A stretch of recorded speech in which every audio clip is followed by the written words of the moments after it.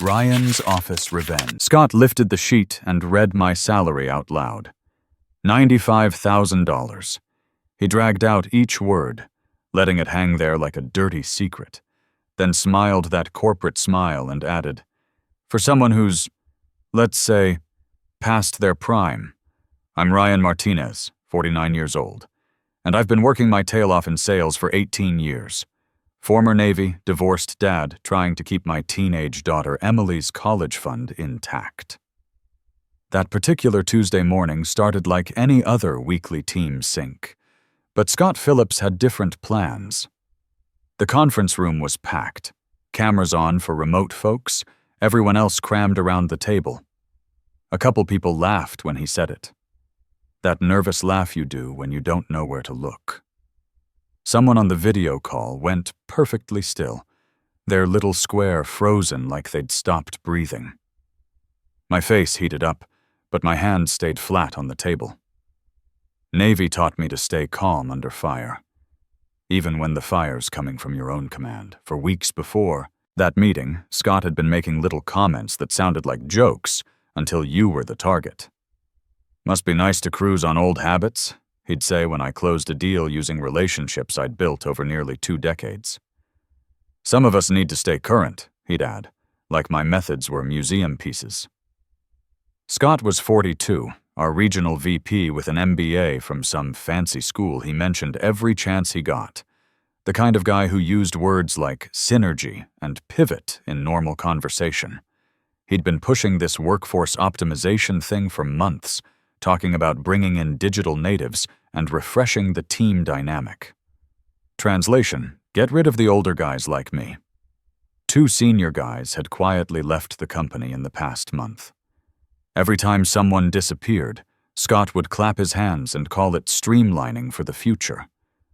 The message was clear. If you had gray hair and cost more than he could control, you were a problem waiting to be solved. I kept my head down because my numbers were solid. In 18 years, I'd built a client base that trusted me. My renewal rate was 94%, highest on the floor. In a business where relationships matter, that should count for something.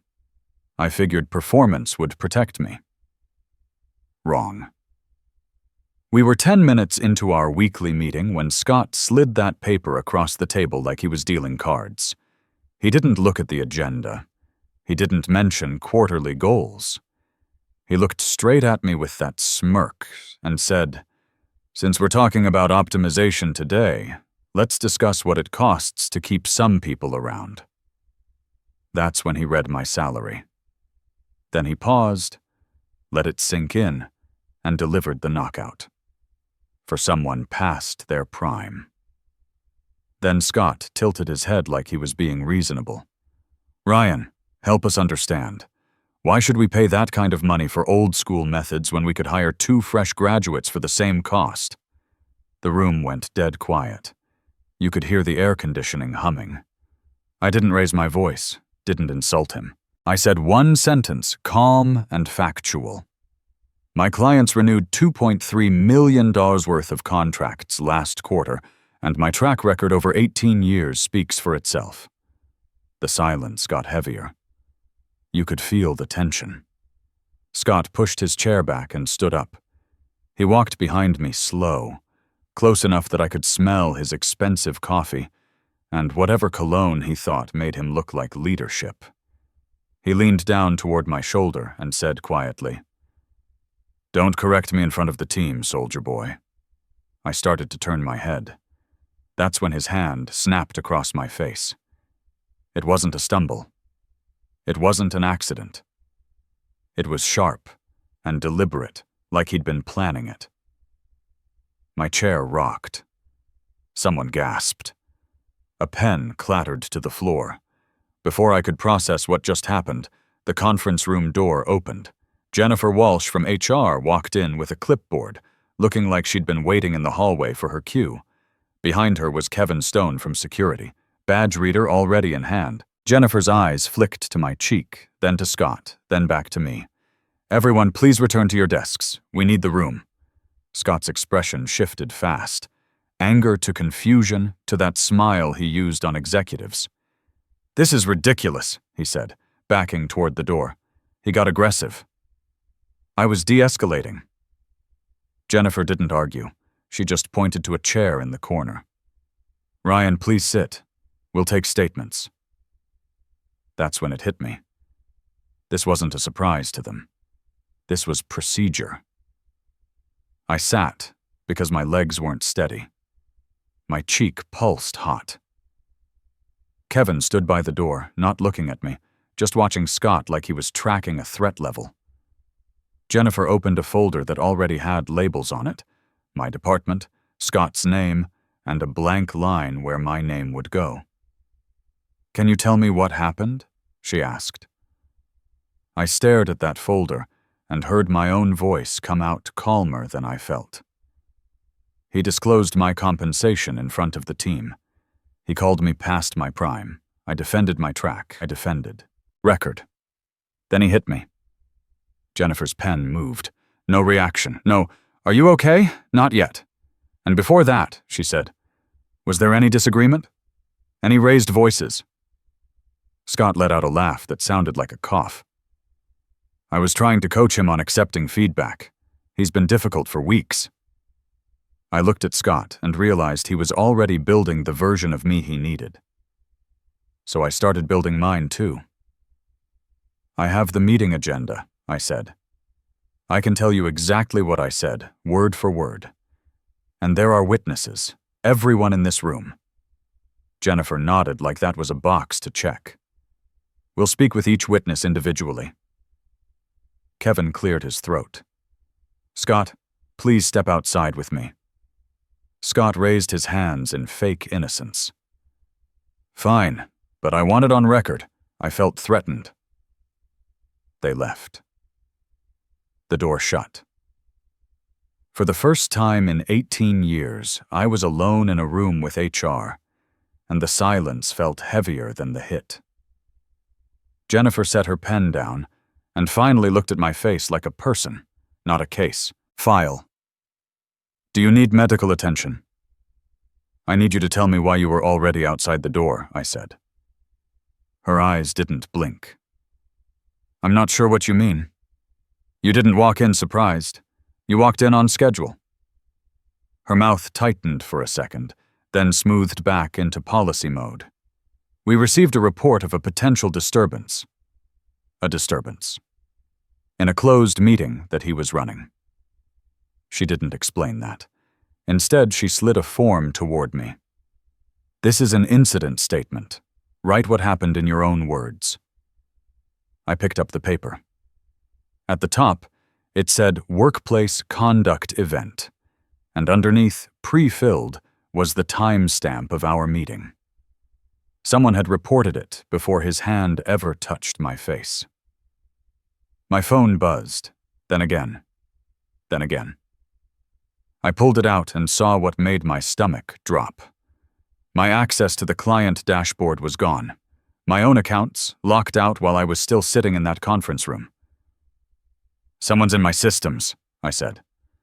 Jennifer's hand paused over her clipboard. "That may be temporary while we review. That's retaliation, and it's happening right now." Through the glass wall, I could see Scott in the hallway on his phone, smiling like he'd already won.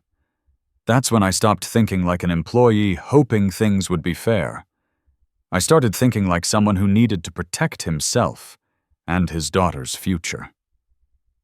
What happened after wasn't the worst part. The worst part was watching them try to make it sound mutual.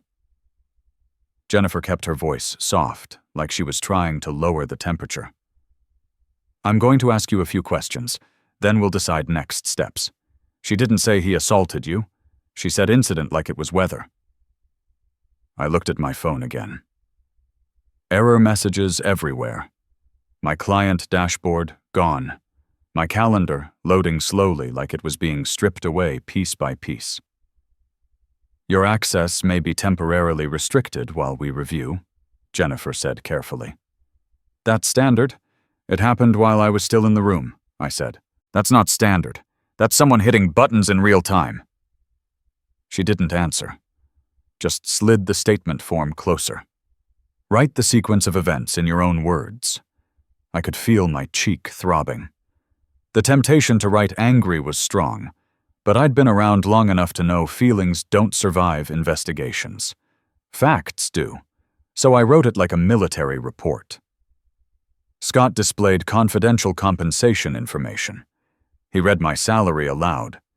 He made ageist comments. He demanded justification.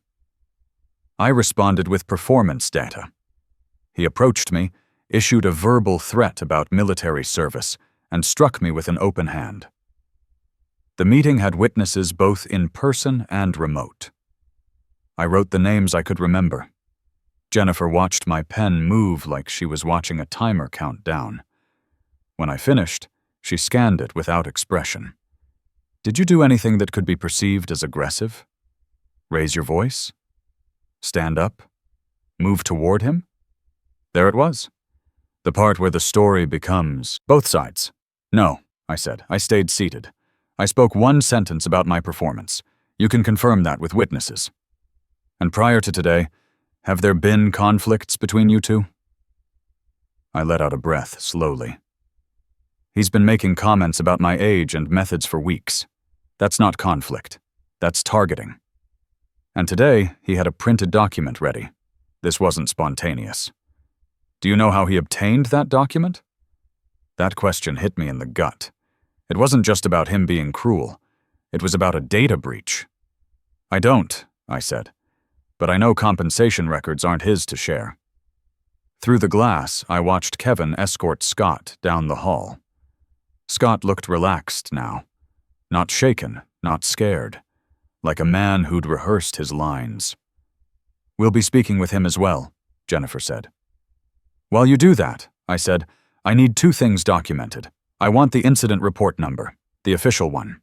And I'm requesting preservation of evidence, security footage, meeting attendance, chat logs, badge access records for my account changes, and any documents used to get my compensation details.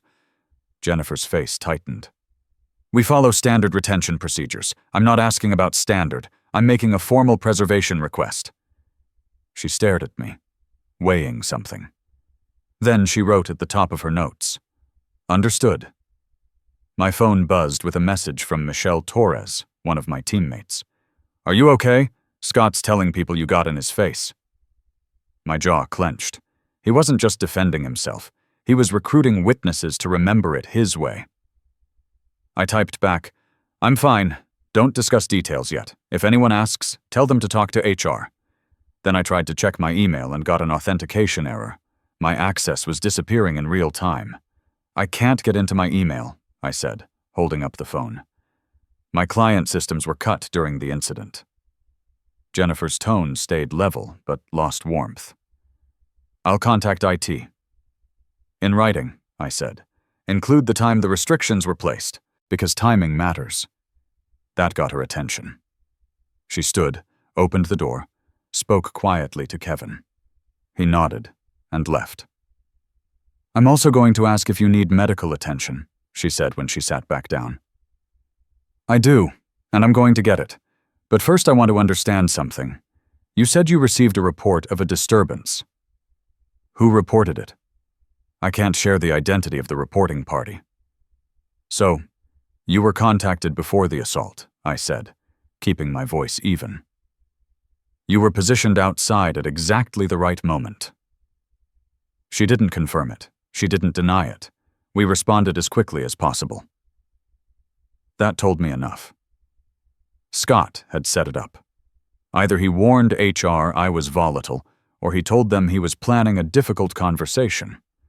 Either way, he made sure the company's first instinct would be damage control, not justice. Kevin returned with a small card. Case reference number, he said. You'll get an email when we restore limited access. Jennifer looked at me. We're placing you on paid administrative leave while we investigate. You're instructed not to contact team members about the incident. Paid leave, clean packaging for getting me out of the way. If I'm on leave, I said, my accounts need protection from any changes made to cover this up. I want it documented that nothing gets deleted or modified, and I want an audit trail of anything touched after this moment. Jennifer wrote faster this time. Okay. I stood slowly. I'm going to urgent care, and I want written confirmation of the leave terms, evidence preservation, and case reference before end of day. You'll receive it. I walked out with Kevin beside me, past co-workers who pretended not to stare. Scott's office door was closed, but I could hear his voice through the wall, laughing like the joke had landed perfectly. In the lobby, my phone buzzed again. This time it wasn't Michelle. It was an automated notification. Your access has been updated. Manager approval granted. Scott wasn't just trying to survive, wasn't this. He was still reaching for control. That night, I stopped being the guy who waited for fairness. Urgent care smelled like disinfectant and worry. I sat under fluorescent lights while a nurse asked me to rate my pain. When I told her it happened at work, her tone changed. Everyone knows what documentation means. The doctor was professional, checked my pupils, asked about dizziness, documented exactly what he saw. Facial contusion consistent with blunt force trauma. He printed the visit summary and told me to keep it. I drove home with that paper on the passenger seat, like evidence in a trial I hadn't agreed to join. Emily looked up from her homework when I walked in. Dad, what happened to your face? I told her I bumped into something. The lie tasted metallic. In the bathroom, I saw the mark clearly for the first time, a dark bruise spreading under my eye. I took photos from 3 angles, date and time showing, then backed them up to my personal cloud. Not because I wanted drama, because companies forget faster than bruises heal. My phone kept buzzing with access alerts. Each one was corporate language, permissions updated, role reassigned, but together they spelled out a message. While I was documenting an assault, someone was erasing my footprint. I didn't call anyone. Didn't vent to friends. I opened my laptop and tried the employee portal. The login wheel spun until it kicked me out. Limited access, just like Kevin promised. So I documented that too. Screenshots of every notification. Exact times. A simple list of what I could access yesterday versus today. In a normal investigation, access changes happen after decisions. These were happening during the chaos, like someone cleaning a scene. Jennifer's email came near midnight. Paid administrative leave. No team contact. Investigation ongoing. She attached the case reference and 2 paragraphs of polished neutrality that made my skin crawl. She didn't write your manager assaulted you. She wrote an incident occurred. If they controlled the language, they'd control the outcome. So I started naming things myself. I wrote my own timeline while the details were sharp. The exact moment he read my salary. The exact words I said, the angle of his hand. How the room sounded when it went quiet. I listed everyone present, where they sat, who was remote. I even noted who laughed, not to punish them, but because social pressure matters when stories start changing. Then I focused on the real problem. How did Scott get my compensation record? That information sat behind HR systems with role-based access and audit trails. Managers could see ranges during annual planning, maybe. Most couldn't see exact figures, and we had policies about confidential personnel information buried in the employee handbook. The printed paper bothered me most. Not a screenshot, not something overheard. Printed meant someone pulled a report or forwarded a document. That doesn't happen by accident. I called an employment attorney the next morning. Not for revenge, for survival. She listened without interrupting, then asked 3 questions that cut through everything. Do you have medical documentation? Yes. Do you have witnesses? Yes. Do you have proof of retaliation? I had access logs changing in real time. Then she asked the 4th question. Do you have proof of how he accessed your compensation? Not yet. Her advice was direct. Don't resign. Don't meet alone with anyone. Keep everything in writing. Ask for evidence preservation again, formally. She told me something else.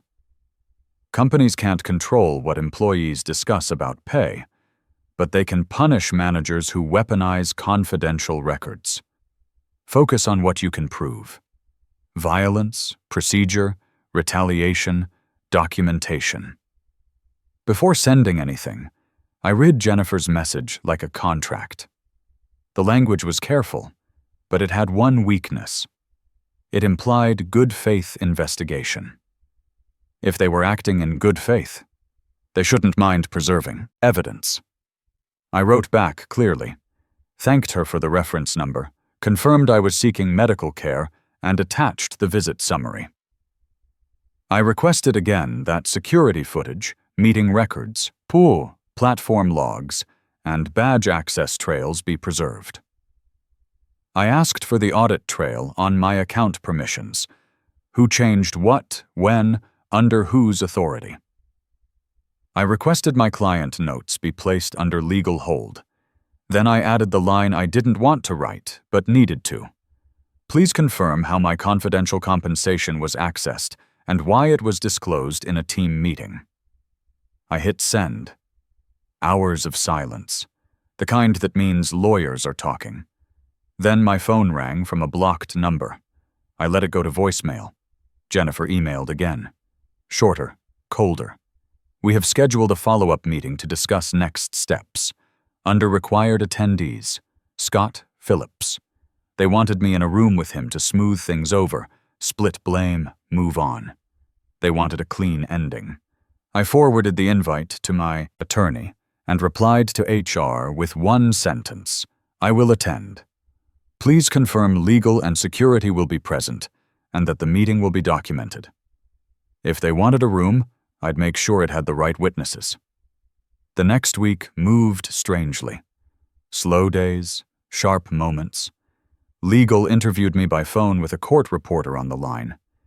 I told the story the same way, same sequence. I refused to guess at things I couldn't prove. I refused to exaggerate. I didn't call Scott a monster. I called him a manager who disclosed confidential compensation, made ageist comments, issued threats, then assaulted me in a workplace meeting. I gave names, timestamps, facts. When they asked about my salary being read aloud, the legal rep paused. You did not authorize disclosure of that information? No. And it was used to humiliate me, not discuss compensation planning. Silence. The kind that means they know the difference. They interviewed witnesses next. My phone started lighting up with messages from co-workers who didn't know what to say. Michelle texted, "He told us you lunged." That's not what I saw. You didn't even stand up. Another co-worker wrote, HR asked if you were aggressive. I told them the only aggressive person was Scott. Then came the message that hit hardest because it was so small and human. A junior analyst emailed, I'm sorry I laughed. I didn't understand what he was doing. I didn't respond. Not because I was punishing them, because I knew investigations twist contact into coordination. I let the paper trail speak. On the fourth day, my access came back fully. The confirmation email noted changes had been initiated under manager credentials during the incident window and adjusted multiple times over the following hours. That wording was careful, but enough. It proved what happened wasn't automatic protocol. It was human decision. On the fifth day, legal called again. Security reviewed footage. It confirms you remained seated when physical contact occurred. I closed my eyes and let that sink in. Not because I needed vindication, because I needed protection from his story. And the compensation document? A pause. We confirmed the report was printed from an HR terminal. We're investigating access and authorization. Someone in HR space had pulled it. Pressure, carelessness, or complicity. Couldn't tell yet. But it was real and traceable. 2 days later, Jennifer sent the first honest message I'd received. Scott has been placed on investigatory leave. You will no longer report to him. Effective immediately. Not pending. Immediately. Then for the first time, she wrote without corporate cotton. We understand you experienced harm at work, and we take that seriously. I read it 3 times. Not an apology, but a shift. The company realizing the file was no longer containable. When I saw Scott's name on that meeting invite, my first instinct was to cancel. Not because I was scared, because I knew what they were planning. Turn a clear violation into a messy misunderstanding. Spread blame until nobody was responsible. I didn't cancel. I showed up early, dressed like I was presenting to the board. They chose a different conference room. Smaller, no windows, no glass walls, no audience. Jennifer was there with another HR woman I hadn't met. Kevin from security. A legal rep who gave only his first name, Paul, like last names were liabilities. Scott wasn't there yet. Jennifer started predictably. We're here to discuss next steps and ensure a safe workplace for everyone. Everyone, I repeated, keeping my voice flat. Paul nodded politely. We want to understand what happened and resolve this appropriately. I slid a folder onto the table. Timeline, medical summary, photos, screenshots with timestamps, witness list, preservation request, everything printed and organized. Nobody touched it. They just stared like it was heavier than paper. Before we begin, Jennifer asked, "Do you feel safe participating?" "I'll feel safe when you stop trying to put me in rooms with him," I said. "You invited him." The other HR woman kept her tone soft. He requested to attend. Did I request to be assaulted? First crack. Paul shifted. Kevin's jaw tightened. Just to be clear, I continued, my access was cut while I was sitting with HR. That's not cooling off. That's retaliation. The door clicked before anyone could respond. Scott walked in like he owned the building. Clean shirt, calm face, that confident smile he wore when he thought he'd managed the outcome. He didn't look at my bruise. He looked at Paul. Thanks for making time, then glanced at me like I was the inconvenience. Sorry things got dramatic. I didn't mean for it to escalate. I didn't respond. I watched HR to see if anyone would stop him. Nobody did. Scott, please take a seat, Jennifer said. Scott sat, leaned back, folded his hands. This is being blown out of proportion. He got aggressive. I put my hand up in self-defense. I turned to Kevin. You reviewed the footage? Kevin didn't look at Scott. Not yet. Why not? Paul cut in smoothly. We're reviewing all relevant materials. Good, I said, because the platform logs will show I never stood up, and the room camera will show he approached me. Scott scoffed. You were disrespectful about feedback. I stated performance facts. You can confirm the exact words with witnesses. The other HR woman lifted her hand. Let's focus on moving forward professionally. There it was again. Move forward. Corporate speak for let's skip accountability. I'm going to read my timeline, I said, opening the folder. I'll keep it short. Scott's smile tightened. Jennifer's eyes dropped to her notes. I read it clean and clinical. What he disclosed, what he said, what I said, what he did, when HR entered, when my access changed. No emotions, just sequence. When I finished, I slid the photos to Paul. Do you want the medical record now, or after you tell me why my confidential compensation was printed and read out loud? Scott's posture shifted like a mask slipping. It wasn't confidential. Managers have access. During planning cycles, I said. They don't have the right to weaponize it in team meetings. Jennifer finally spoke. The company doesn't condone sharing confidential information. Then explain the printout. Explain the paper.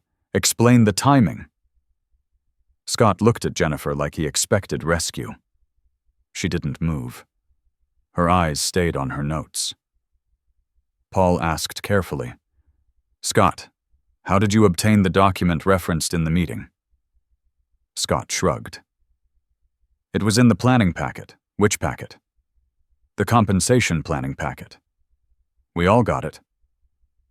The other HR woman shook her head slightly. "That packet isn't distributed to all managers." Scott's face hardened. "Then someone sent it to me." "Who?" Paul pressed. "I don't remember." Kevin's phone buzzed. He checked it, looked up. It just confirmed the access changes to Ryan's accounts were initiated under Scott's manager credentials. Time-stamped during the incident window. Silence. Scott sat forward. "That's impossible. I was in a meeting." "You were," I said, "with my salary in your hand." "He's setting me up," Scott pointed at me.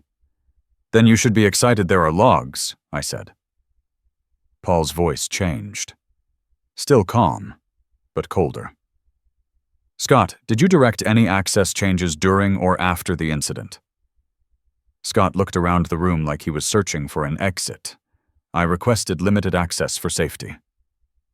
"Whose safety?" I asked. The other HR woman leaned in. "Did you instruct anyone on your team to restrict his access?" "I told my lead to secure the accounts. He's volatile." There it was. The setup. The story he'd planted. I didn't argue with volatile. I put it next to facts. I requested evidence preservation. I went to urgent care. I didn't contact the team. I didn't threaten anyone. Yet my access was pulled while I was still reporting the assault. Jennifer finally looked at Scott. "Did you report a disturbance before the meeting escalated?" Scott blinked. Kevin cut in quietly. HR was positioned outside the room before any physical contact occurred. Confirmed by badge timestamps. Scott's mouth opened, closed. His confidence drained, replaced by irritation because the room was no longer his audience. Paul pushed back from the table. "Scott, I'm going to ask you to step out with security." Scott stood abruptly. "Are you kidding me?" "He's the problem here." "Now," Kevin said. It wasn't a request. Scott turned to Jennifer, eyes wide, like he couldn't believe HR wasn't saving him. Nobody moved. Scott left. The door shut. The air felt lighter and uglier at the same time. Jennifer exhaled, looked at me. For the first time, she didn't sound like a script. "You will not be required to be in the same room with him again." I nodded. "Good." Paul tapped my folder. "We're placing him on leave pending investigation. We're also reviewing the compensation document access and system changes." I stared at him. "And my accounts?" Kevin answered. "Being restored. Any changes made since the incident will be audited." That was the first moment in days my chest loosened. The other HR woman added quietly, "There's one more thing." She slid a new paper across the table. "We pulled the print audit. The compensation report was exported from a shared HR terminal the morning of the meeting." I didn't speak, just felt the pieces clicking. Scott hadn't just crossed lines. He'd dragged someone else in. And whoever helped him was about to learn this wasn't a joke anymore. The following week, they brought me in to meet the division head and legal. Neutral room, glass of water, box of tissues that felt insulting. The division head, a man who'd never remembered my name before, looked tired. I want to start by saying this should never have happened. He wasn't saying it because he cared about me. He was saying it because the company had seen what it looked like from outside. Paul slid a document across. "This outlines corrective actions. Scott was terminated for cause. Workplace violence, misuse of confidential information, policy violations related to access control. Security documented the incident as confirmed assault. They weren't calling it a disturbance anymore. No contact directive became permanent. My reporting line changed that day. My accounts were returned, and a separate team reviewed every modification during the access window. We're covering your medical costs and providing additional compensation as part of resolution, Paul said. The terms were on paper, clean and formal, with non-retaliation clauses. The company needed it more than I did. I read every line slowly. When I finished, I looked up. I'm not signing anything that prevents me from reporting workplace violence to law enforcement. Paul nodded carefully. Nothing limits your legal rights. I went back to work the next Monday. New manager, new floor, same building, but it felt different. Like the walls had learned what recorded voices sound like. People avoided my eyes for the first hour. Then Michelle stopped, by with coffee without a word. Other coworkers gave tight nods. The junior analyst didn't say anything, but she didn't laugh at anyone's jokes that day either. At lunch, my new manager asked if I wanted to talk about it. No, I said.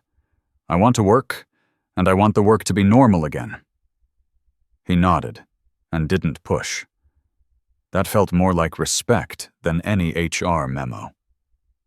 3 weeks later, I saw Scott's name in an industry newsletter. Not a promotion, not a new role. A short line about a manager departing following an internal investigation. No details, no drama, just a quiet obituary for a career that relied on people staying silent. I stared at that line for a long time, then closed the email and went back to my spreadsheet. That evening, Emily asked about the bruise that was finally fading.